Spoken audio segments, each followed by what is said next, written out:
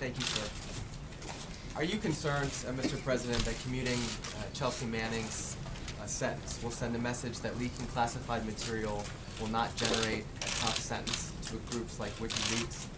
How do you reconcile that in light of WikiLeaks' connection to Russia's hacking in last year's election?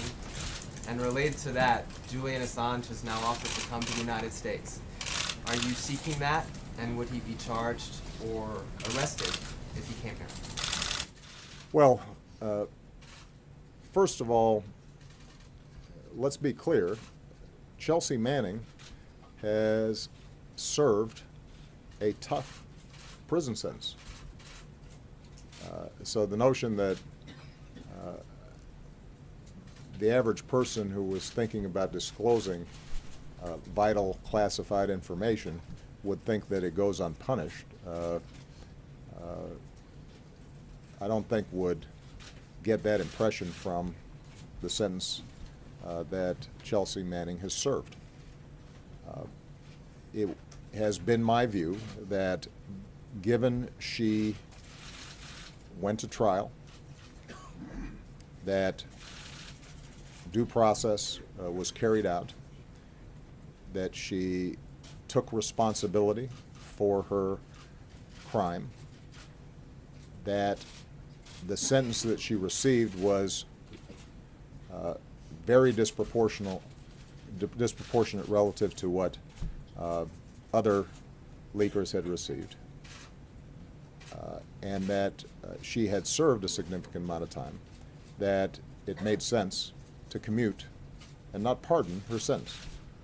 And I feel very comfortable that justice has been served and that a message has still been sent that when it comes to our national security, that wherever possible, we need folks who may have legitimate concerns about the actions of government or their superiors or the agencies in which they work, that they try to work through the established channels and avail themselves of the whistleblower protections that have been put in place. I recognize that there's some folks who think they're not enough, and I think all of us, when we're working in big institutions, may find ourselves at times at odds with policies that are set. But when it comes to national security, we're often dealing with people in the field whose lives may be put at risk, or the safety and security and the ability of our military or our intelligence teams or our embassies to function effectively. And that has to be kept in mind. So with respect to WikiLeaks, I don't see a contradiction. First of all, I haven't commented on WikiLeaks generally. The conclusions of the intelligence community with respect to the Russian hacking were not conclusive as to whether WikiLeaks was witting or not in being the conduit through which we heard about the DNC emails that were leaked. I don't pay a lot of attention to Mr. Assange's tweets, so that wasn't a consideration in this instance, and I refer you to the Justice Department for any criminal investigations, indictments, extradition issues that may come up with him. What I can say broadly is that in this new cyber age,